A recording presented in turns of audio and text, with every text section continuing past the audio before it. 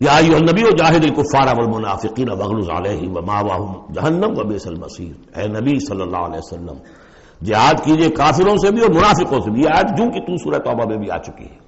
واغلظ علیہم سختی کیجئے. آپ کی طبیعت میں نرمی ہے اور اس نرمی کا ناجائز فائدہ اٹھاتے ہیں منافقین، کیونکہ قانونی ان کو پروٹیکشن حاصل ہے، مسلمان تو ہے وہ، تو آپ ان کے ساتھ بھی وہ معاملہ کرتے ہیں کہ جو اہل ایمان کے ساتھ کرتے ہیں. چنانچہ وہ کہتے ہیں ہوا اذن، یہ تو کان ہی کان ہے نرے، بس کان ہی کان ہے، سن لیتے ہیں، سمجھتے تو ہے ہی نہیں، دماغ میں بھیجا نہیں ہے ان کے. یہ بھی کہتے تھے وہ لوگ. لیکن آپ سختی کیجئے. یا ایھا النبی جاہد الکفار والمنافقین واغلظ علیہم ومأواہم جہنم. ان کا ٹھکانہ جہنم ہے، وبئس المصیر، اور بہت ہی برا ٹھکانہ ہے. اب جو ان دو صورتوں میں خواتین کا معاملہ آیا، اس کے حوالے سے اب یہ مقام آ رہا ہے بہت اہم، اس بات کو واضح کرنے کے لیے کہ خواتین اس غلط فہمی میں مبتلا نہ ہوں کہ اللہ کے ہاں سوال جواب جو ہونا ہمارے شوہروں سے ہی ہونا ہے، ہم سے کیا ہے، ہم تو ان کے تابع ہیں. ہر عورت ایک مکمل انسان ہے، فل ہیومن بینگ، اور جہاں تک اس کی ایک آنر کا تعلق ہے، dignity and honour, human dignity, وہ بالکل مساوات طور پر شیئر کرتی ہے، اخلاقی طور پر مساوات ہے بالکل، اور ہر ذمہ دار ہے اپنے فرائض کی، عورت بھی جیسے کہ مرد ہے. اس کا اپنا ایمان ہوگا، عمل صالح ہوگا تو اللہ کے ہاں بیڑا پار ہوگا. اپنا ایمان اور عمل صالح نہیں ہے تو شوہر بڑے سے بڑا ہو وہ بچا نہیں سکے گا. یہ حقیقت کو واضح کرنے کے لیے 3 خواتین بلکہ 4 خواتین کی مثال یہاں آئی ہے. ضرب اللہ مثلا للذین کفروا امرأۃ نوح وامرأۃ لوط. اللہ تعالیٰ نے مثال بیان کی ہے کافروں کے لیے نوح کی بیوی اور لوط کی بیوی کی. کانتا تحت عبدین من عبادنا صالحین، وہ دونوں تھیں ہمارے 2 بہت صالح بندوں کے تحت، ان کے نکاح میں تھی. فخانتاہما، تو انہوں نے ان سے خیانت کی. فلم یغنیا عنہما من اللہ شیئا، تو نہ بچا سکا انہیں ان کا شوہر، ان کے دونوں شوہر جو ہیں نہ بچا سکے اپنی دونوں بیویوں کو کچھ بھی. بیوی بھی غرق ہوئی، حضرت نوح علیہ السلام کی وہ بیوی، اور حضرت لوط کی وہ بیوی بھی اسی طریقے سے جو پتھراؤ ہوا اسی میں ہلاک ہوئی. تو نہ یہاں وہ بچا سکے شوہر. وقیل ادخلوا النار مع الداخلین، اور کہہ دیا جائے گا داخل ہو جاؤ جہنم میں داخل ہونے والوں کے ساتھ، کوئی شوہر تمہیں نہیں بچا سکتا، چاہے وہ نوح اور لوط ہو.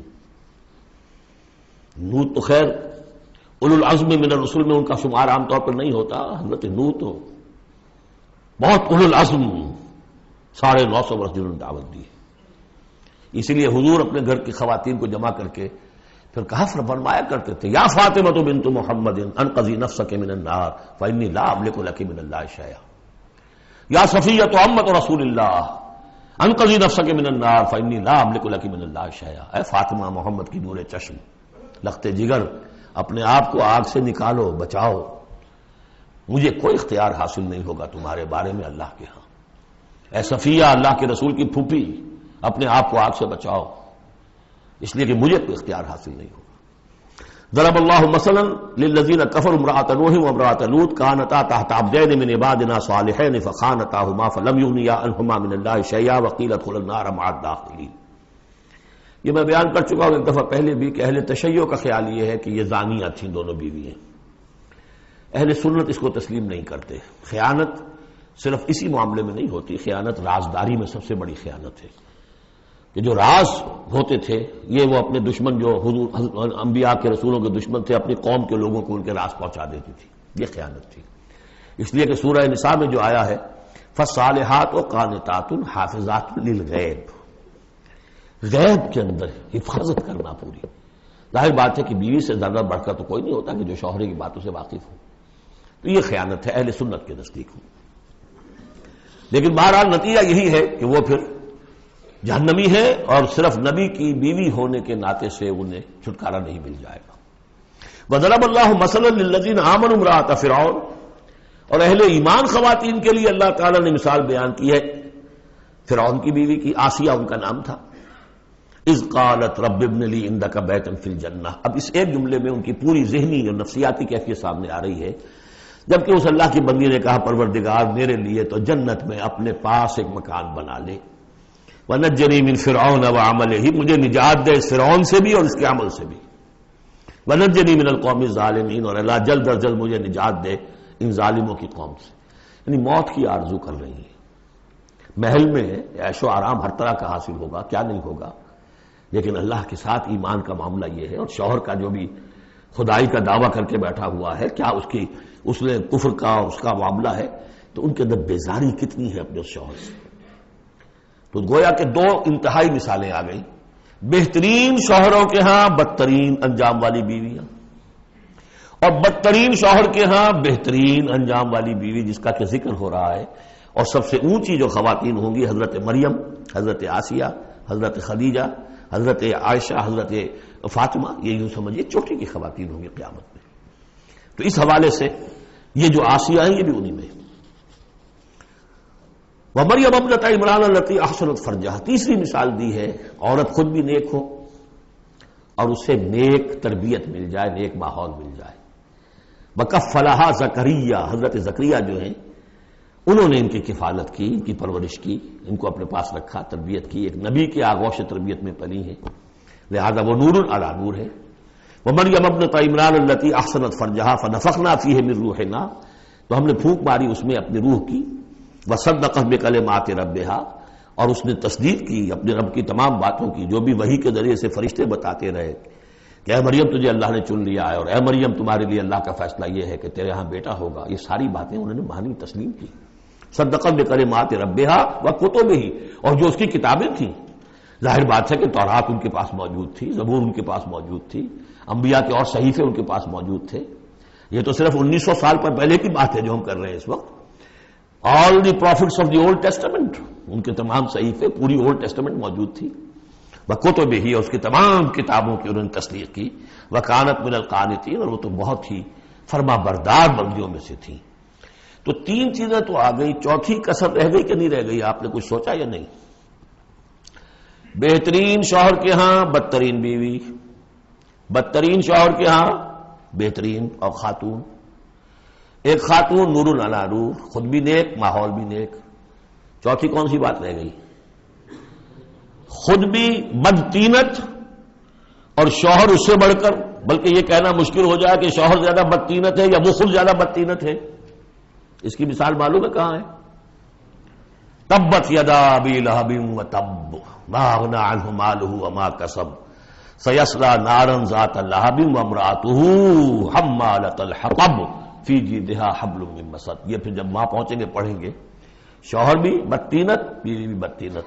ظلمات بعضها فوق بعض. اللہ کے فضل و کرم سے سورہ تحریم ختم ہوئی.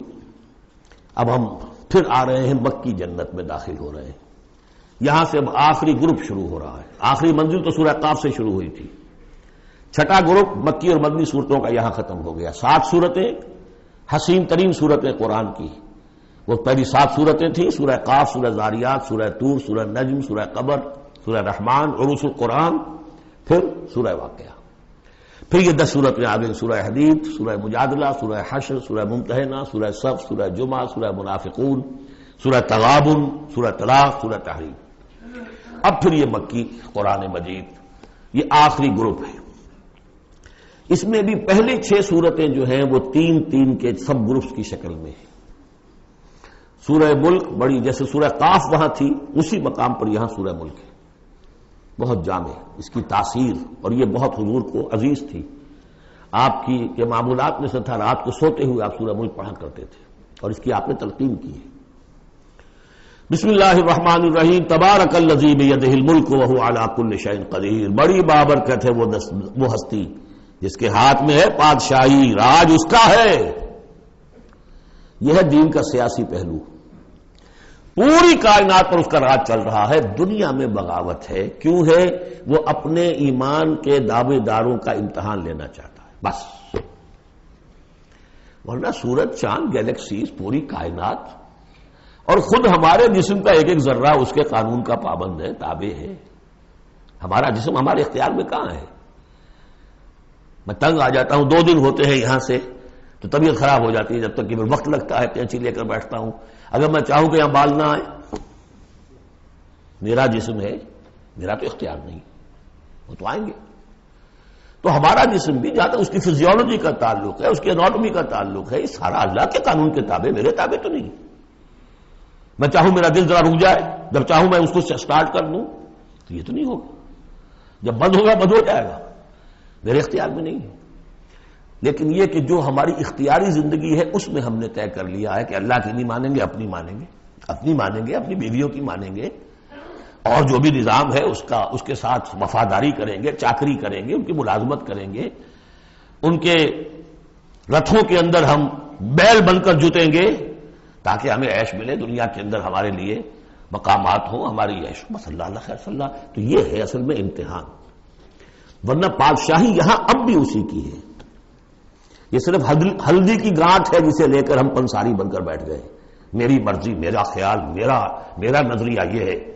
اور ہمارے نزدیک جو ہے طریقت کم المثلی، ہمارے جو کلچر ہے، مثالی نظام جو ہم نے بنایا ہے، ہمیں اس کی حفاظت کرنی ہے. تبارک الذی بیدہ الملک وہو علی کل شیء قدیر، وہ ہر چیز پر قادر ہے. الذی خلق الموت والحیات لیبلوکم ایکم احسن عملا. اب دیکھیے ہم نے حیات انسانی کا جو اب تک سمجھا ہے، جس کو کہ عمر نے، جو کہ بہت بڑا شاعر ہے، اس نے اپنی بیوی سے خطاب کر کے کہا ہے حیات ثم موت ثم بعث حدیث و خرافات یا عمری. یہ کیا ہے؟ زندگی پھر موت پھر زندگی، یہ کیا سب حدیث و خرافات معاذ اللہ. ہم نے بھی دیکھا پہلے کنتم امواتا فاحیاکم ثم یمیتکم ثم یحییکم ثم الیہ ترجعون. یہ وقفے کیوں ڈالے گئے؟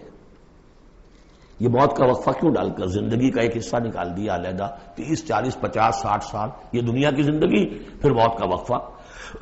موت ایک زندگی کا وقفہ ہے، یعنی آگے بڑھیں گے دم لے کر. کیوں؟